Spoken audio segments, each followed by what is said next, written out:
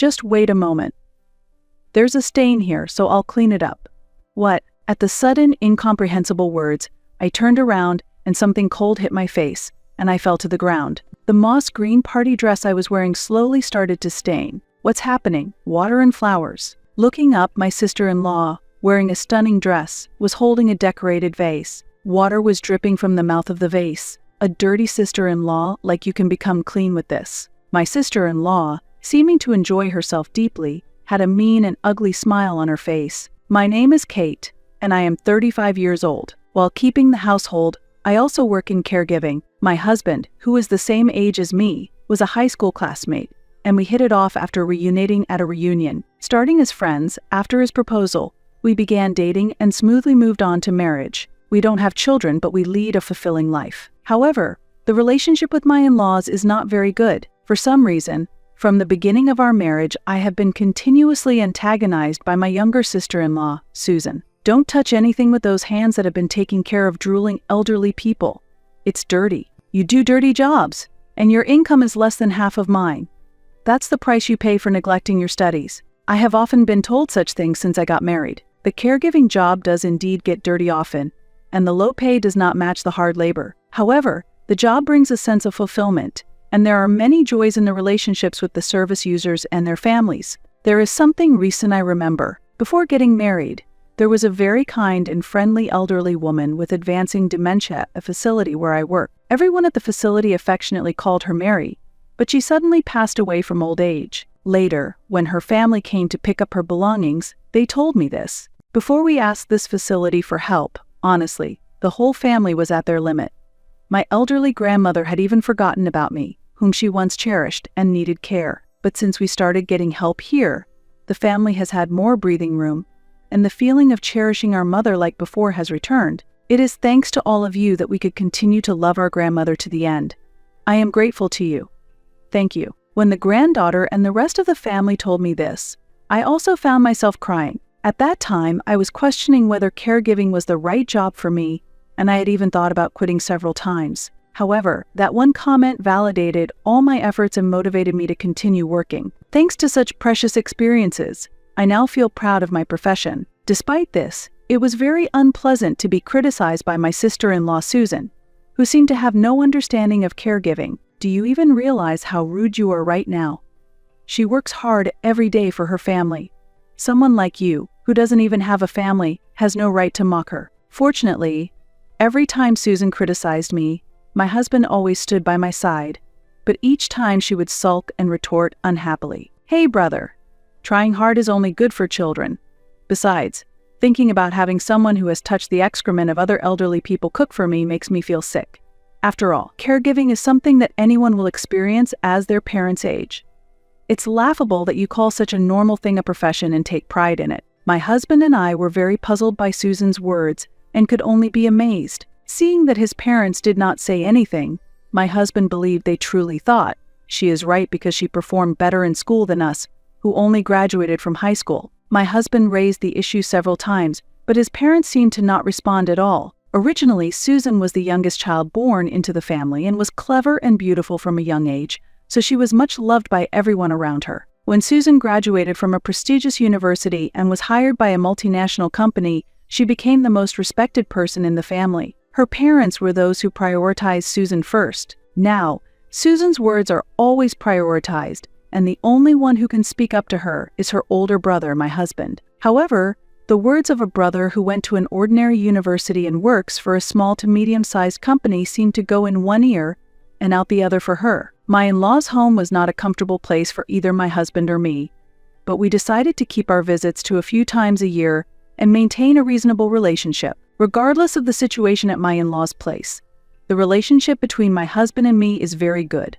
And just as I love my husband, he also treats me with utmost care. For me, my husband is the ideal partner. One day, we received unexpected news. It turns out that my sister-in-law, Susan, is getting married. Moreover, she wants to wear a wedding dress before she turns 30, and it seems that the wedding and reception are planned to be held soon. According to her parents, her future husband is a wonderful young man who works at the city hall. Furthermore, his parents are civil servants who own a home in New York, and he has an older brother who is already married. Indeed, he has impeccable qualifications as a spouse. Having no risk of layoffs and owning a home in New York implies a certain level of wealth. I am impressed by his perfection. Although we were surprised by this sudden happy news, we decided to wholeheartedly congratulate them. And then, the day of the wedding arrived quickly. The weather was perfectly clear and refreshingly beautiful. It had been a long time since we attended a wedding, and the venue was a luxurious hotel, so I put on makeup more carefully than usual, dressed in a moss green dress, and posed for my husband. How do I look? Do I look beautiful? Yes, very beautiful. Smiling at his response, I felt my face light up with joy. In the end, I had never met her fiancé before, and today would be our first meeting. Although he is Susan's fiancé, I couldn't help but feel something. But today is a special day for them, and I truly wanted to bless them. At that moment, my husband's smartphone vibrated. Hello, yes, I understand. What, really? Okay, I'm on my way now. Suddenly, he hung up the phone and, looking hurried, shouted, We have to hurry. The family introduction is starting soon. What? I checked the invitation again. Looking back, we had also sent a separate note asking our relatives to come early to our own wedding. Despite this, there was no such information included this time. I recalled Susan's mischievous smile. When we hurried to the hotel, the family introduction had already finished, and everyone was freely mingling. Many other guests were present, and the hall was crowded. We rushed to my in-laws, who looked displeased. When we apologized, my father-in-law glared at us with sharp eyes. How could you be late on such an important day? What were you thinking? I'm sorry we were late. However, we were not instructed to come early. Look, here it is. My husband showed the invitation, and my father-in-law shook his head. There's no way she would make such a mistake. You must have overlooked something. My husband was at a loss for words, and my mother-in-law, dressed in a black formal dress, said quietly, Someone will explain later, so make sure to greet everyone again before the reception starts, to avoid embarrassing her. My husband probably did not want to cause any more trouble at this joyous event. He seemed to accept my mother-in-law's words reluctantly. We both felt a bit uneasy. Maybe we should go to the bathroom first. Yes, that's a good idea. I agreed with my husband's suggestion. Our hair was messy because we had rushed. To reset our mood, we went to the bathroom, and on our way back, I saw Susan in her wedding dress. Susan, I came full of a desire to congratulate her, but in this state, it didn't seem like I could genuinely enjoy the ceremony. I couldn't help but call out to her. Clearly annoyed, she looked at me and responded curtly, Why did you come? What does that mean? I received an invitation and informed them of my attendance, so it's natural that I came. Her incomprehensible question made me forget what I wanted to ask. Her eyes, staring at me in the deserted hallway, seemed to be judging me, like casting pearls before swine. A luxurious hotel and a sister-in-law. It's just out of place. I couldn't understand what she meant. I was dressed appropriately for the occasion, and though I had been a bit disheveled earlier, I had since fixed myself up. Looking around, I didn't feel out of place at all, Susan continued. I thought people like you, who work in low-paid caregiving, would be too embarrassed to come here. Or did you just show up because you rarely get to visit such places? Her words were irritating, but I couldn't cause a scene here, so I suppressed my anger out of consideration for my husband. I always wonder, why do you speak like that? I'm here because I was invited, and I genuinely want to convey my congratulations. Also, many of the guests are elderly. Such remarks are not appropriate. Are you trying to say something to me? Despite my calm response, Susan frowned in displeasure. You married an ordinary husband, have no children, and you're satisfied with a low-paying, dirty job, yet you dare to lecture me. That's a joke.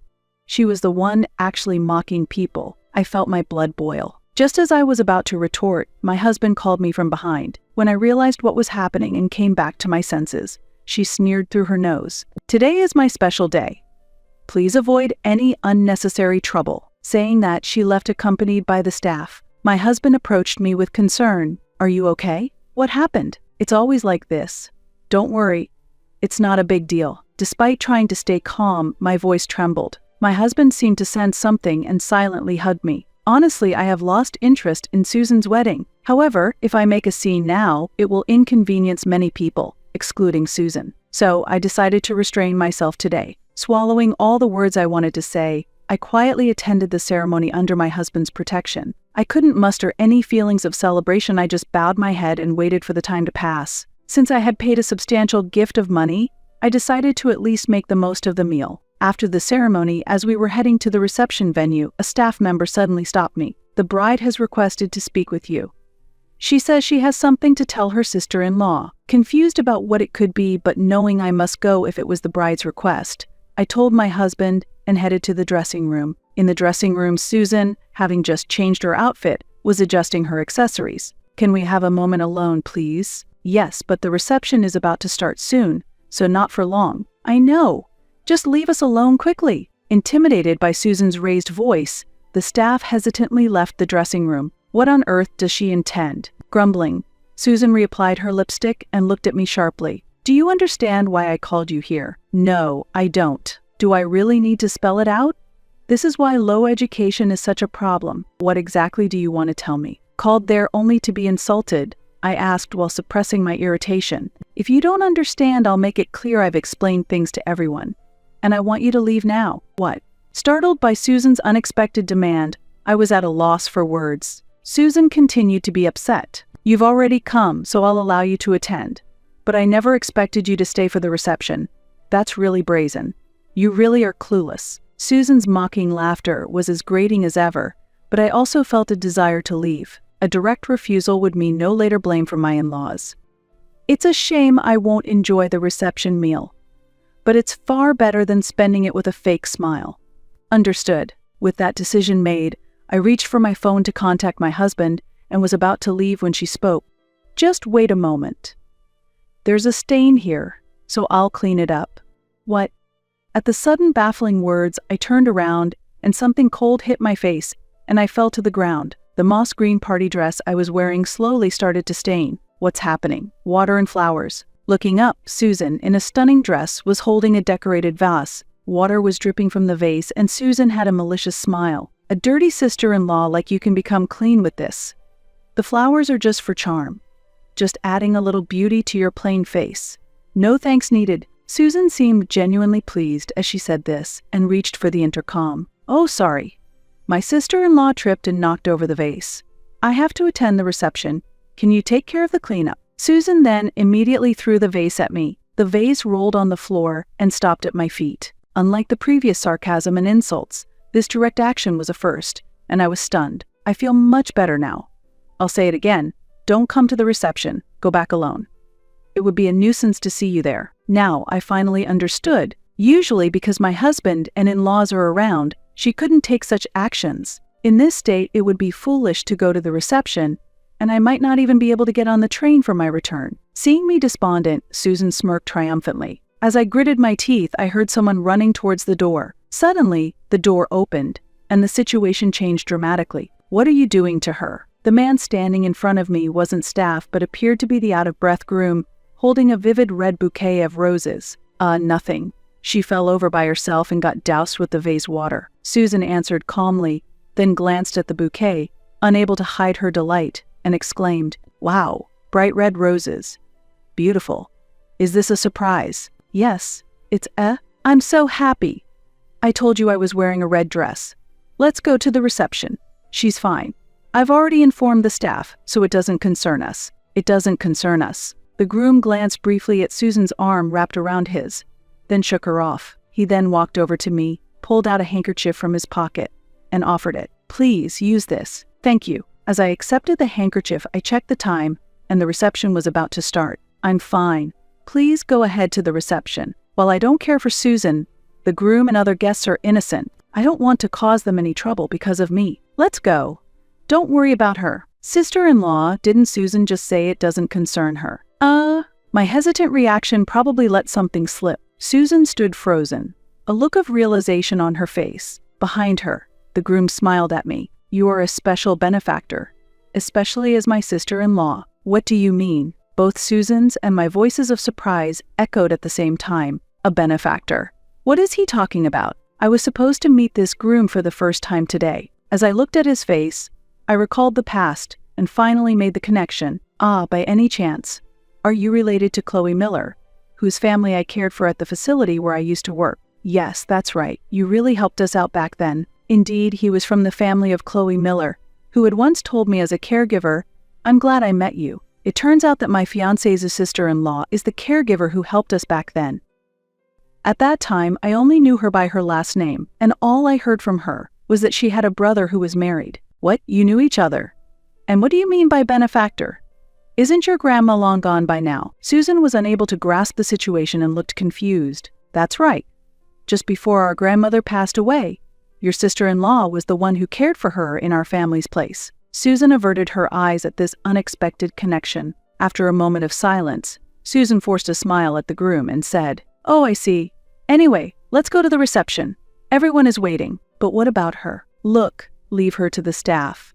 You know, she really is so careless. She came to celebrate but ended up tripping and getting all wet." I was simply astonished at how boldly Susan could lie. As I wiped my body with a towel handed to me by the staff, he looked at Susan with disbelief and said, "I didn't realize you were that kind of person." "What?" Leaving a puzzled Susan behind, the groom picked up an object that looked like a hardcover book sitting on the windowsill. It looked like a bookcase, but when opened, a hidden camera appeared. "What is that? Were you secretly filming?" I apologize for having the camera on. We rushed the wedding so much that there wasn't time for a proper proposal, so I planned a surprise proposal during the reception. While Susan stood speechless in shock, the groom quietly continued his explanation. "The plan was like this: after you changed outfits, I would go to the dressing room where you were resting alone, propose again in a private setting, and after getting your response, carry you to the reception hall. The whole scene was to be filmed and shown live at the venue as a surprise." Shown live. Susan's complexion turned visibly pale. I had to cancel the live feed to the venue due to an unexpected visitor, but I saw everything.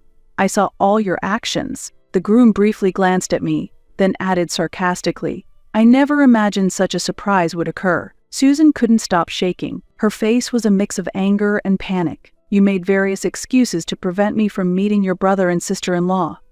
But today the true reason became clear. To you, academic credentials and appearances are everything, but you said the same thing. That's smart. Beautiful people should be valued. You're misunderstanding something. What I said was that anyone who works hard in their studies' appearance, or whatever it may be, deserves recognition. That doesn't mean they should look down on others." As the groom coldly responded, Susan was at a loss for words. Ignoring the bouquet of roses on the floor, the groom spoke to Susan in a calm voice. "I can't cancel the reception, but we'll discuss what happens next later." As the groom left, Susan collapsed to her knees in shock. Then, she turned a fierce gaze on me. "This is the worst. You've ruined the wedding because of your low education and plain looks. I'm going to sue you." Seeing Susan reveal her true nature and start screaming, I was surprisingly calm in my response. "Even if you say you'll sue, I think the outcome would be unfavorable for you. But if you're okay with that, why not try?" "What are you talking about? It's the truth. You were the one who threw the water and lied, and all of it is recorded on video. You ruined the ceremony with your own actions." Susan didn't expect me to fight back so strongly and was left speechless, her anger clearly visible on her face. "Shut up, I hate you. Just disappear." Susan's voice was filled with rage, and her fury controlled her. She hastily picked up the bouquet that had fallen to the floor and threw it at me with all her might. As I closed the door, the sound of the bouquet scattering on the floor echoed, along with her angry screams throughout the venue. Soon after, my husband and in-laws hurried over in response to the staff's call. Seeing me drenched, my husband immediately rushed over and checked on me with concern. Meanwhile, my parents-in-law merely glanced at me, unable to hide their anxiety and confusion at their daughter's tantrum. When the groom played the video he had prepared, in response to the demand to know what had happened, my parents-in-law were speechless, and my husband could hardly contain his anger. Her actions were clearly excessive. If I had known this would happen, I should have kept her at a distance from the start. "I'm really sorry you had to go through this." "It's okay, I managed to speak up for myself too." That helped me feel a bit better. I tried to calm my husband. While his parents were still wondering what to do next, I quietly spoke to them. "I don't have a change of clothes, and staying here won't let her calm down. I'll be leaving now." At this, they showed a momentary relief and said, "All right, leave this matter to us. It would help if you could go back as soon as possible. Today's main character is our daughter. You'll forgive her, won't you?" They replied. I sighed slightly at their words, understanding their parental heart, yet prepared to leave. At that moment, my husband gently embraced my shoulders and firmly addressed his family. He declared boldly in front of them, "I cannot allow my wife to continue being treated this way. I'm truly sorry, but we will need to keep some distance moving forward. I hope everyone here has a long and happy life." This sudden declaration left his parents shocked and utterly speechless. Afterward, we quietly left the venue while holding each other's hands. The planned reception did start, but was delayed by several minutes and eventually had to be canceled due to cancel beer, unsettling and frantic behavior. At the scene, the groom announced their divorce, and Susan found herself single again just a month after getting married. I heard that she blamed the entire series of failures on me, but all of it was the result of her own actions, and I felt no sympathy for her situation. It seemed that the consequences of her past behaviors had finally come back to haunt her. After cutting ties with my in-laws, one day, I asked my husband if he felt lonely being away from his biological family, to which he immediately responded with a bright smile. "What are you talking about? I have you, and we're going to have more family members soon." As he said this, he lovingly stroked my belly. "We're going to build a warm home for this child." His gaze was tenderly fixed on me and the new life growing inside me, his expression as warm as a gentle patch of sunlight. I wholeheartedly wish for a happy future together with him.